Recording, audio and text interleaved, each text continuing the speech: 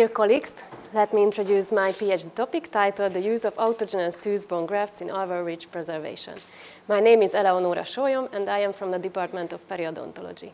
My mission is to change the mindset of the tooth extraction. I think none of the extraction sockets should be left unpreserved. Our aim is to search for the best graft materials and technique for alveolar ridge preservation. And to reach this aim, we have these two topics. The safety and efficacy of autogenous tooth bone graft for alveolar ridge preservation, which is a meta-analysis and systematic review. And we also plan to make a protocol for randomized clinical trial. So we know every patient from our own will lose at least one permanent tooth during their lifetime, and without an intervention, in the first year, the width of the alveolar ridge can be reduced by 50%.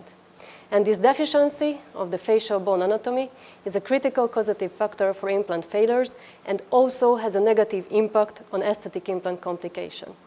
But with an immediate surgical intervention with alveolar ridge preservation, we can reduce these negative horizontal bone changes by 16 to 40%. To investigate the alveolar ridge preservation techniques and graft material, we are planned to make 3 projects. The first one is to investigate the novel graft materials called autogenous tooth bone graft. The second one is a comparison of novel RP techniques. And the third one is a comparison of different graft materials. So the first topic is the use of autogenous tooth bone grafts is a safe and predictable way for alveolar ridge preservation. We can use for alveolar ridge preservation particulate bone graft materials. They can be xenografts, allografts, and synthetic graft materials. They are really easy to use, but they only have the osteoconductive properties. The newly formed bone proportion can be up to 45% according to the used graft materials. And we have a novel graft material called autogenous tooth bone grafts. It has a really easy and rapid workflow. We just extract the tooth, we clean it, we grind it, and we fill it back to the extraction socket. According to our preliminary studies, the newly formed bone proportion can be up to 56%. And it not only have the osteoconductive, but the osteoinductive properties as well. And not at least the price. So these synergenic, allogenic synthetic graft materials, they cost usually 100 euros. And this novel graft material only costs 41 euros. So our aim is to investigate whether autogenous tooth bone graft can be just as reliable for alveolar ridge preservation as the other bone graft materials. Our clinical question that is autogenous tooth bone graft an effective way for alveolar ridge preservation, and our primary outcome is the changes in ridge width measured in millimeter, and the secondary outcome are the histological outcomes. Our hypothesis that ATB can be as effective as other bone graft materials in preserving the width of the alveolar ridge, and it also has a greater graft remodeling properties than the other particulate graft materials. So we did the systematic search in 4 databases, and after the selection process, we have 8 eligible articles. Let's see the results. So the primary outcome is the pooled mean of ridge width changes measured in millimeter on CBCT. We know if the lower the ridge width change, then we have a wider ridge, and then the more easier and more predictable the implant placement. We did a subgroup analysis according to the measurement methods. So in the first subgroup, we have the measurement which was conducted on the crestal level, and the second subgroup is above 1 millimeter from this crestal level. As you can see, the overall effect size is 0.72 millimeter. Without alveolar ridge preservation, it would be about 2 or 4 millimeters, and with xenografts, it would be 2 millimeters. So our first hypothesis that ATB can be as effective as other bone graft materials in preserving the width of the alveolar ridge is accepted. The secondary outcomes are the histological outcomes. We have several companies with several protocols to gain these autogenous tooth bone grafts. So it's a little bit hard to compare these graft materials, but we can differentiate according to the dimerization process. So we have 3 subgroups: the undimerized dentin matrix, the partially dimerized dentin matrix, and the dimerized dentin matrix. And you will see that we have a high heterogeneity because of this preparation process. but how we gain the histological outcomes. After the healing process, which is usually between 4 to 6 months, we elevate the flap to do the Treffer drilling, to take the core biopsy, and on the histological samples, we have 3 different results what we can compare. The first one is the residual graft proportion, the second one is the newly formed bone proportion, and the third one is the soft tissue or conductive tissue proportion. So the first one is the pooled mean of residual graft proportion. We know if the lower the residual graft proportion, then the higher the bone implant contact and more predictable the implant placement. Why is it? Because these encapsulated residual grafts can jeopardize the bone implant contact. They are usually at the crestal level, and when we open up the flap, we have to remove all these residual grafts, and then we will lose some vertical height at the implant placement time. So we did the subgroup analysis according to the dimerization process, and the overall effect size is 11.61%. With xenografts, it would be 30%. So our second hypothesis, that ATB has a greater graft remodeling capacity compared to other bone graft materials, is also accepted.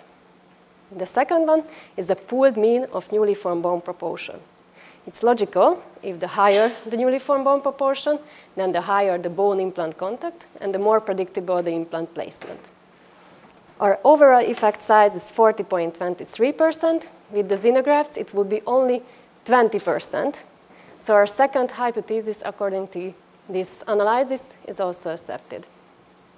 So we can summarize that the use of autogenous tooth-borne graft is a safe and predictable way for average preservation, but there is a high and significant heterogeneity in the preparation process and the lack of information of its exact influence on the graft materials and also the healing processes.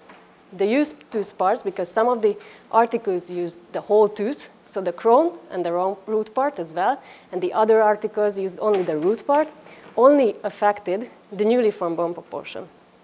But we suggest further in vitro and clinical studies with more detailed inclusion criteria, RCTs with different processing methods, and the detailed randomization procedure, and of course the pre-specified analysis plan.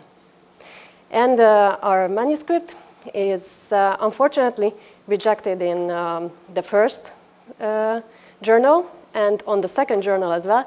We have the email yesterday, so we are thinking on the third journal to submit our manuscript. So our second project is the clinical, radiographical, and histological evaluation and blood flow analysis of hard and soft tissue changes following alveolar preservation. It's a protocol of a randomized clinical trial. So we know that with alveolar preservation, we can reduce these negative horizontal bone changes by 16 to 40%. And we would like to investigate novel RRP techniques.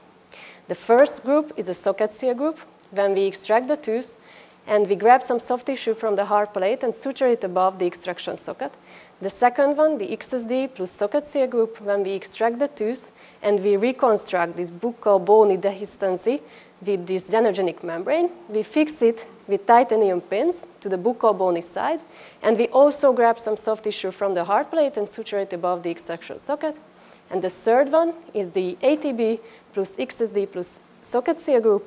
When we extract the tooth, we clean it, we grind it, we fill it back to the extraction socket. We also reconstruct the buccal bony dehiscence with the xenogenic membrane, and we also grab some soft tissue from the hard plate and suture it above the extraction socket. Our question, that are these novel techniques can be a predictable way for alveolar preservation, and our primary outcome is the changes in ridge width after 6 months, which is measured intraoperatively during the surgery, and at the re-entry phase, when we place the implant, we measure again this ridge width. Our hypothesis that XSD plus XSD and XSD plus ATB groups are expected to have less pronounced horizontal width losses, and XSD group is expected to produce the highest graft turnover. And the clinical implication, of course, is to evaluate the efficacy of these novel techniques. We have several secondary outcomes, but due to the shortness of time, I won't mention these. And we also, at the clinical trials, is accepted in the ethical way, and we are doing it right now from September. And our manuscript is at the supervisors. They have to correct it and send it back to us, and then we can submit it. So our aim is to search for the best graft material and technique for average preservation, and to reach this aim, we have these 2 ongoing projects, and I would like to thank you for your kind attention.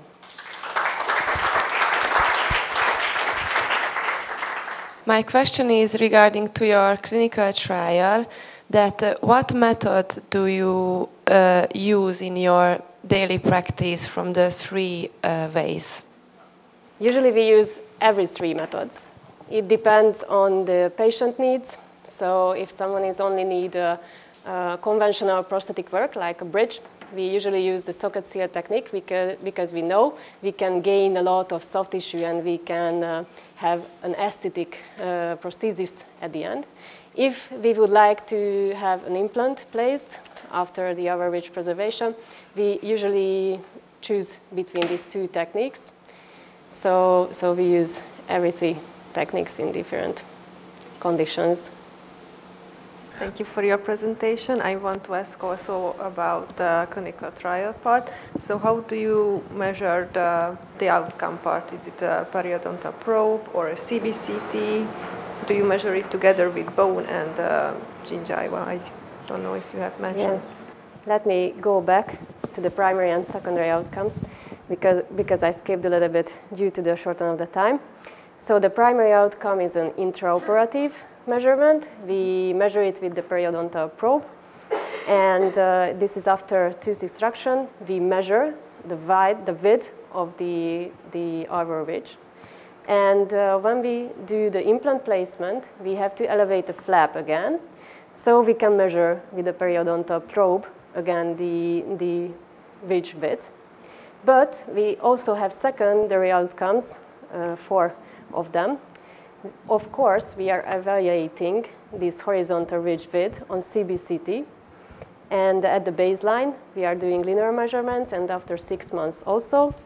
And we also monitoring the gingival microvascularization with the laser speckle contrast imaging method, and we also assess the soft tissue volumetric changes by intraoral scanning preoperatively and 6 months after the surgery. And we also would like to have a histomorphometric evaluation to take the core biopsy to get the histological samples, and then we can have these 3 types of material what we can find, so the residual graft, the connective tissue, and the newly formed bone proportion. So you have many outcomes. Yeah. Thank you. Thank you very much. Can I ask about your first project? Yes. I mean, since GDR wanted to look at the paper. I mean, I saw that because they sent me an email too. So did they do but that was only 12 days ago. So did they do a real review, or this was only kind of the editor? What was that? What did you get? I get it from the editorial board, and at the reviewer's comment, there was no comments there. No comment. So okay. I think this is from the editorial board, and they offered us to submit in another paper of them, but this is only a Q1 journal, and then we discussed it with the supervisors and with Szilárd, and we found that we would like to publish it in a D1 journal if it's possible, and there are 5 more D1 journals, so, okay. so we are going on with them.